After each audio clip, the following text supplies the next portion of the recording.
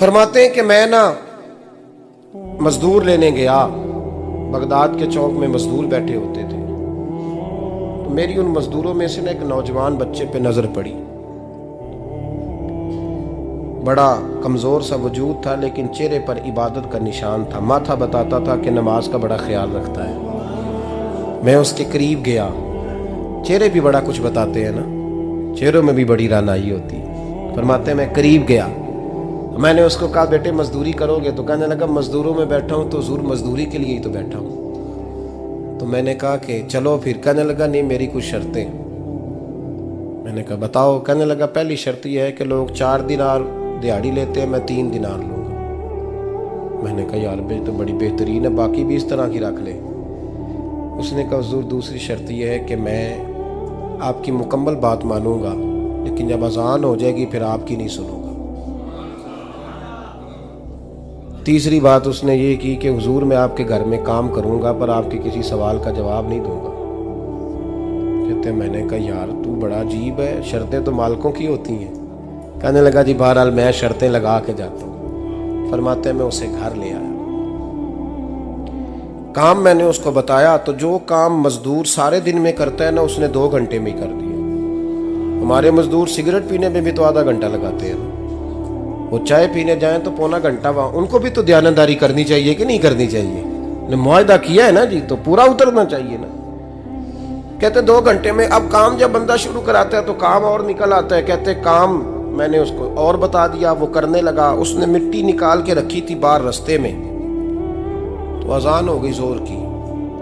उसने वहीं कुदाल छोड़ी कही और चलने लगा। तो मेरा बेटा कहने लगा इसको जरा बराबर कर दो। कहने लगे चुप कर जा, तेरे बाप से बात हुई थी, जब अजान होती है तो मैं किसी और की नहीं सुनता, सिर्फ अल्लाह रसूल की सुनता हूँ। कहते मस्जिद चला गया, नमाज पढ़ के आया तो दोपहर का वक्त था। मेरी बीबी कहने लगी इसको को खाना खा ले। कहते हमने कहा खाना खा लो, तो कहने लगा मैंने रोज़ा रखा हुआ, रमज़ान भी नहीं था, नफली रोज़ा रखा हुआ।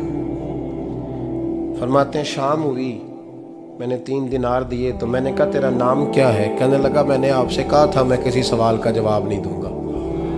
कहते वो चला गया। अगले दिन मैं फिर लेने गया उसे, काम कुछ और निकल आए, तो लोगों ने बताया वो सिर्फ हफ्ते वाले दिन आता है। मैंने कहा क्यों? कहने लगे जी वो कहता है मेरा हफ्ते का खर्चा 3 दिनार है, जब 3 दिनार कमा लेता हूँ तो बाकी सारा टाइम अल्लाह रसूल की जिक्र में गुजार दिया करता हूँ। फरमाते हैं जी अगले हफ्ते मैं फिर लेने गया। मैंने पूरा हफ्ता इंतजार किया कि काम उसी से कराना है। मैं जब गया तो मैंने कहा चलो। कहने लगा मेरी शर्तें याद है ना? और मैंने कहा याद है भाई साथ चल। फरमाते हैं काम कराया, 2-3 हफ्ते वो आता रहा। एक हफ्ते में गया तो लोगों ने कहा हुजूर आज नहीं आया। क्यों? कहने लगे बीमार हो गए। कहाँ घर है? कहने लगे बगदाद के कब्रिस्तान के पीछे जो कच्ची आबादी है उसमें रहता है। फरमाते मैं गया, दरवाजे पे दस्तक दी तो कहने लगा हुजूर आप हैं? दरवाज़ा खुला है, आ जाइए।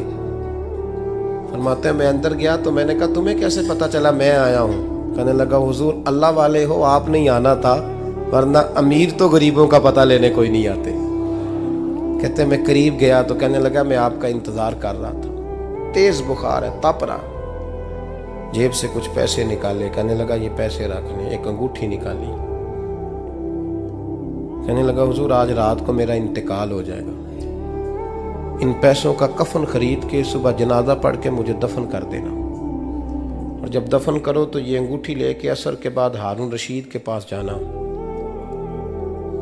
आप उसे कहना मैंने मिलना है पर वो आपको टाइम नहीं देगा। आप उसको आवाज़ दीजिएगा कि तेरी एक अमानत है मेरे पास, फिर वो आपसे मिलेगा तो अंगूठी दे दें, फिर आप मेरी तरफ से फारिग हैं। हज़रत फरमाने लगे तेरा नाम? और कहने लगा हुजूर वक़्त थोड़ा है, आज रात मैंने जाना है, बड़ी लंबी माफ़ी मांगनी है रब करीम से, अगर मुनासिब समझे तो मुझे अपने रब से तन्हाई कर दे दे। फरमाते हैं मैं आ गया पर उसकी बातों ने मुझे सारी रात सोने नहीं दिया। फरमाते हैं सुबह बड़ी मुश्किल से सूरज निकला, मैं गया दरवाजे पे हाथ रखा तो दरवाज़ा खुला हुआ था। अंदर दाखिल हुआ तो खुशबुएं मेरा इस्तकबाल कर रही थी। जब चेहरे से कपड़ा हटाया तो उसका तो इंतकाल हो चुका। इंतकाल हो चुका है, ऐसे है जैसे किसी का दीदार करके सोया है। कहते मैं तो 2 आदमी ले गया था जनाजे पे, पर पता नहीं दुनिया किधर किधर से आई, कहां कहां से। अखां जदों मीटियां जमाना मैनू रोवेगा, अपना ते अपना बेगाना मैनू रोवेगा। फरमाते हैं मैं तो 2 बंदे ले गया था, पर पता नहीं मखलूक कहां कहां से आई। जनाजा पड़ा, दफन किया। हारून रशीद के पास में असर के बाद गया, मैंने बुलाना चाहा पर बादशाह था, मेरी तरफ देखा ही नहीं। मैंने उसको कहा तेरी एक अमानत मेरे पास है। फरमाते हैं वो मुझे कोने पे ले गया, क्या बात है, कमरे में बुलाया, मैंने अंगूठी दी। हारून रशीद तो चीखे मारने लगा, कहने लगा अंगूठी वाला कहाँ है। मैंने कहा वो तो इंतकाल कर गया। कहने लगा मुझे कब्र पे ले चल। कहते मैं कब्र पे लाया तो वो लेट गया, तड़प के रोने लगा। मैंने कहा मेरा कलेजा फट जाएगा, ना उसने कुछ बताया ना तूने बताया, ये कौन था। तो हारून रशीद कहने लगा ये मेरा बेटा था। मैंने कहा तेरा बेटा और मजदूर। कहने लगा हुजूर ये हजरत दाऊद ताई के पास बैठा करता था, उनका मुरीद था, मुझे रोज कहता था अब्बा तूने बड़ी दुनिया इकट्ठी कर ली है, मरते वक्त तुझसे टांगे समेटी नहीं जाएंगी, इतना हिसाब नहीं तू दे सकेगा।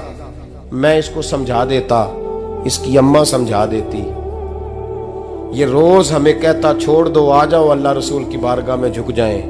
हम समझ। एक दिन ये चला गया, कहने लगा फिर तुम्हारा रास्ता और है और मेरा रास्ता और है। ये सोने की अंगूठी गलती से इसके पास रह गई, गलती से हीरे की अंगूठी चली गई। कहने लगा देखो मेरे बेटे ने आज वो भी वापस कर दी है। फिर तड़प के कहने लगा हारून रशीद था तो ये मेरा बेटा, पर मेरा मुर्शद निकला, मेरा पीर निकला। भाई जिंदगी तो बड़ी थोड़ी है ना। बाबा साहब ने कहा था उठ फरीदा सुत्या, और दाढ़ी आ गया पूर, अग्गा नेड़े आ गया, पिछा रह गया दूर। उठ फरीदा सुत्या खलकत वेखन जा, मते कोई मिल जाई बख्शिया ते तू ही बख्शिया जा। उठ फरीदा सुत्या झाड़ू दे मसीत, तू सुते रब जागदा, तेरी डाडे नाल परीत। मेरा रब हमें भी अपनी बारगाह में कबूल फरमा।